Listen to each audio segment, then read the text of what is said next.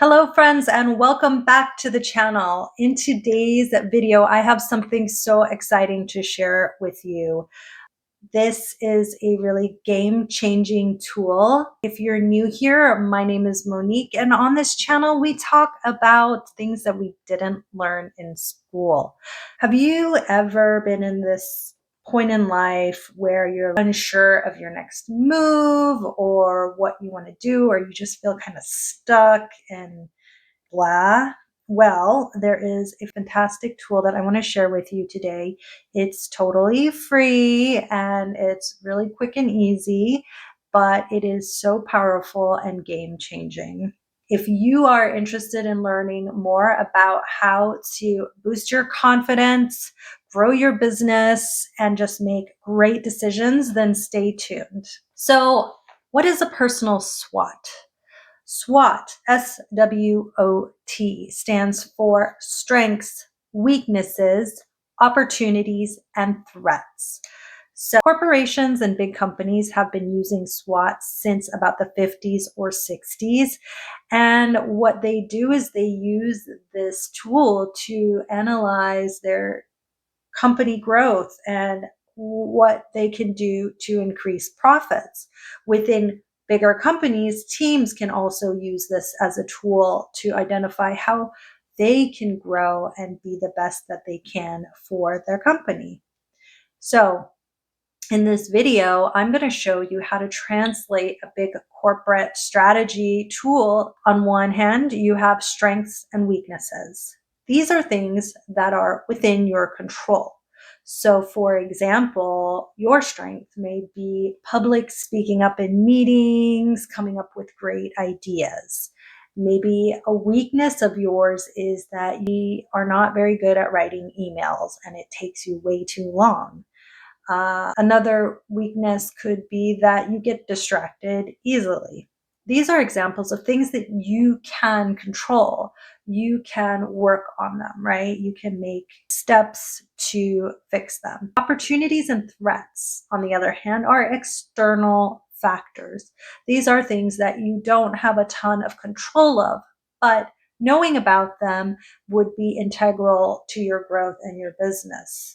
So for example, if you are a content creator and you want to be on YouTube, one immediate opportunity is right now that the algorithm seems to be pushing smaller content creators.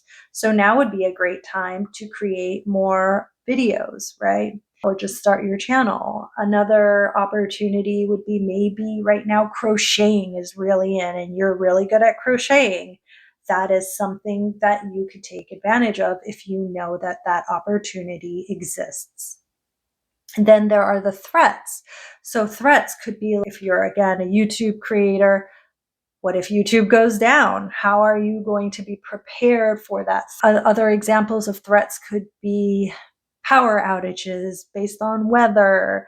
It could be political things that are outside of your control, right? These are things that you can't necessarily control, but you can be prepared when they happen.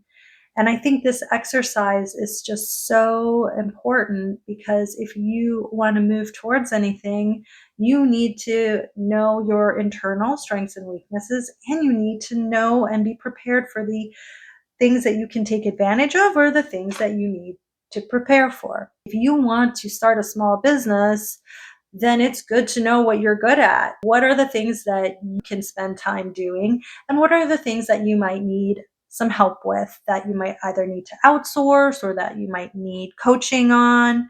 And likewise, just having clarity of the market will help you stay focused instead of going and chasing things in different directions.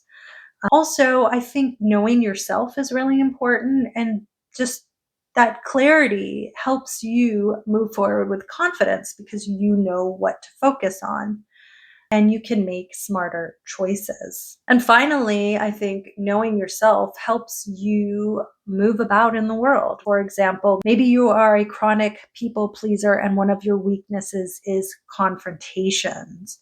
Well, you can take advantage of this knowledge by taking the opportunity to set boundaries with people in advance so that you can avoid additional unnecessary conflicts. Now I think we can work through a SWOT together. Let's go ahead and get started. So I usually like to draw a grid like that. Strengths, weakness, opportunities, and threats. So we're going to go to each quadrant and really think about our goal. So I'm going to use starting a YouTube channel in 2025 as my example. I'll put up here YouTube 2025, and you could do this for whatever you are working on. If you want a partner, or if you want to raise, or if you want to set a career change for yourself, you can use whatever goal you want and apply this technique to your goal. My YouTube channel goal is what I'm focusing on in this context. So what are my strengths for starting the YouTube channel? I kind of know how to use tech and I have all the stuff. So I'm going to say have all the stuff. And this is something that you can control. So what else? My strengths. I have a lot of experience. I have an existing channel. I have lots of content. So these are some of the things that I consider strengths. Then my weaknesses is focus. I lack it. I kind of have so many ideas that it's hard to pick one and stick with it. The other weakness I have is sticking with things. I get really excited about something and then I kind of move on to the next thing. So sticking with it. And then finally, not getting discouraged when things don't pan out as they should. Or I should say, getting discouraged easily. Now we can go to opportunities and threats. And I think I mentioned some of the opportunities already, which is that YouTube seems to be pushing smaller channels. I think given today's climate, people looking for comfort, people are also looking for advice. I think that is timeless. And then threats. What are some threats? Well, maybe censorship. I don't know. I'm just making it up. Censorship. YouTube goes down. That's all I can think of right now. But now we have all of our strengths, weaknesses, opportunities, and threats written out. We can assess the situation, right? So for example, this is great. The strengths, I have all the stuff. I can go forward, make my YouTube channel. The weaknesses, so focus, I can just pick one video a week to make and I'll keep a tally of all my ideas on one sheet. So that way I don't forget the ideas, but I also know that I'm allowed to do one per week. Sticking with it, getting discouraged, I'm working on surrounding myself with a community of incredible creators. And I think by having a community and a group, then I won't be as easily discouraged to give up. Another weakness that I have is audio. I forgot to add that. Audio is one of my sticking points. I've been trying to work on is better quality audio and teaching myself the skills to improve audio. I know we're not there yet, but I'm trying. Then with opportunities, I know people are looking for comfort. People are always looking for advice, and I have lots of advice to give. So I can see the landscape, kind of check algorithms and see what kind of advice do people want right now? What kind of content are people interested in?